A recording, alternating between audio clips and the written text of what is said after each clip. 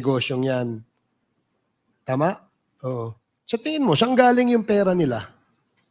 Mr. Chair, lahat ng pera po namin is galing po sa hard-earned money po namin. Saan? Sa Pilipinas din po. Sa Pilipinas. Again, yung lupa po namin is installment po. Hindi po namin fully paid ang Hindi. lupa. Yung perang ginamit nyo pagpatayo ng mga building, saan galing yung pera na yun? Yung part ko is tawag dito, sa mom ko. Ah, mami mo. Yung part ko po. So, Yes. ang mami mo ay may business. Ano lang po, wholesale. Wholesale. Opo, Ng Chinese po kami. Wholesale ng Ng mga iba-ibang product. parang goods coming from China, ganon. Yes Kasama. po. So, ibig sabihin, dahil dun sa negosyo ng mother mo, nag-invest ang mother mo tsaka ikaw. No po, wala na po nung time na yun, wala na po yung mother ko. Pero yung pera ng mother mo na kanino? Nasa akin po. Ilang kayo magkapatid? Dalawa po. Dalawa. So, yung mas matanda ka. Opo. Okay. Kasi mahiwaga yung saan galing yung pera, pinagpatayo ng building, sabi mo sa'yo, sa side ng mother mo. Yung mga kasama mo, saan kaya galing yung kanilang perang ininvest dyan? Ang alam ko po, pwede ko i-double check, hindi ko po talaga sigurado eh.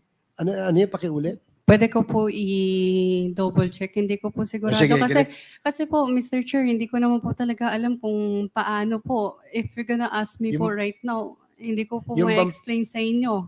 Yung bang pera nila galing sa abroad?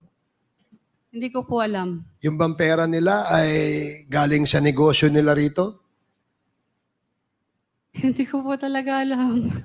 Hindi ko po masagot kasi hindi ko po talaga alam eh. Hindi. Sige. Kasi para importanteng malaman namin saan galing yung pinagpatayo nyo ng dahil hindi yun basta-basta eh.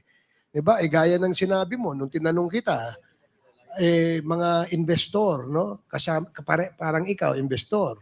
Kaya tinasabi mo, yung mga incorporators ng Lucky South. Incorporator sila ng Lucky South eh. Base sa dokumento na hawak namin, sila ay mga dating incorporator. Basta, ang alam ko po, ang may-ari ng Lucky South, si Mr. Cheng. I'm gonna give you his full details once na makall ko po yung mga tao. Hindi kaya, ito tanong na diretso, hindi kaya galing sa drugs ang negosyo ng mga partner mo, yung mga kasosyo mo? Sigurado po ako, hindi po. So, hindi. So, hindi kaya ito ay nilo-launder lang, money laundering dito sa Pilipinas, yung perang galing sa mga illegal na source?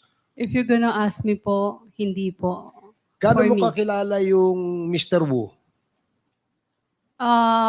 Close kami pag pumupunta po siya sa Pilipinas. Kasi ninong mo. Opo. Except nung bata ako, nung nasa China po ako, Oo. nagbe-vacation lang po. Nakikita ko po siya. So, ito bang si Mr. Wu, ilang taon? Mga ilang taon ito?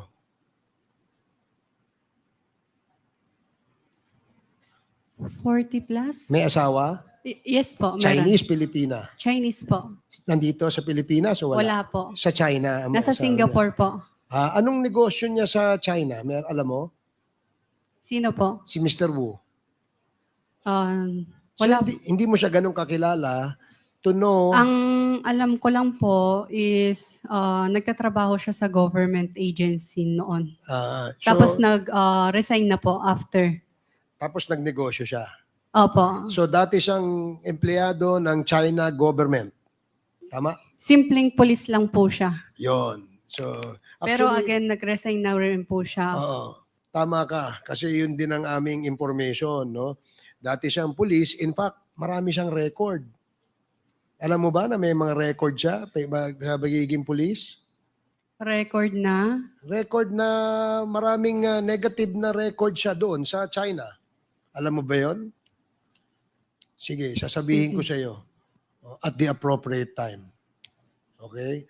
So, again, nakakapagtaka kasi na nag-invest ka dyan, yung hard-earned money yung sinasabi mo, galing sa'yo, galing sa mother mo, itinaya mo dyan sa negosyong yan, wala kang kasiguruhan kung ito ay babalik o sigurado kang babalik. Magdedibidendo ka.